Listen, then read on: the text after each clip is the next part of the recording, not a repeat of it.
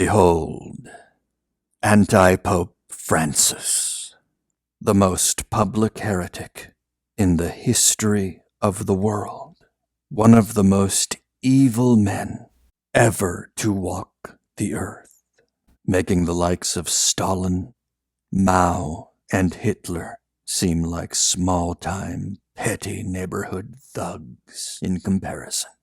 For Francis is leading millions upon tens of millions upon hundreds of millions of souls to eternal hell. Be not deceived by his false gospel. Be not deceived by his sugary words and his false humility. If you follow this man, you will end up in hell. One cannot simultaneously follow Francis and practice actual Catholicism. The two are mutually exclusive. To the extent that anyone in the Novus Ordo anti-church is saved, it's because they're not following Francis. It's because they're defying Francis somehow. But the likelihood of their defiance diminishes the longer they stay yoked with Anti-Pope Francis and the Novus Ordo anti-church he leads.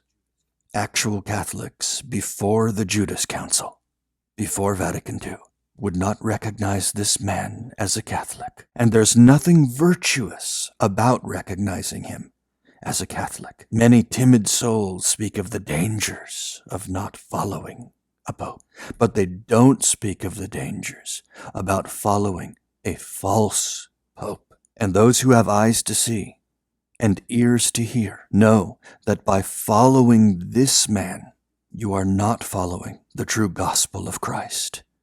You are not following the vicar of Christ. It's no accident that this man has renounced the title of Vicar of Christ. Just think about that. Did you ever dream that you would live in a time of a man whom the world sees as a pope, who claims to be a pope, and yet who has renounced the title of Vicar of Christ? That alone tells you what you need to know about this man. And so I urge you, if you seek to be an actual Catholic, if you seek to follow actual Catholicism, you cannot follow this man. Again, his attack on the actual Catholic Mass is not an accident. Just think about that. Did you ever dream that a man claiming to be Pope would attack the actual Roman Rite? And yet this attack, this diabolical attack, has been met with mere murmurs from those few today who still embrace actual Catholicism.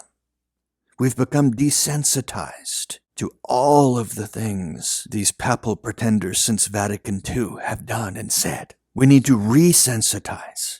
We need to rediscover a sense of holy horror about what these men have said and done. For example, what John Paul II did at the 1986 Assisi event. Blasphemy.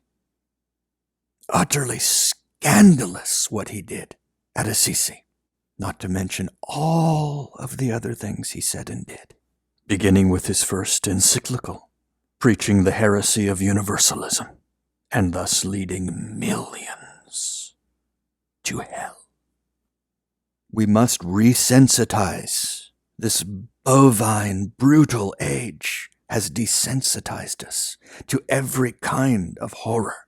And yet so many profess horror at all of these school shootings. But these pale in comparison to the horror of what these papal pretenders have done by leading millions upon tens of millions upon hundreds of millions of souls to hell.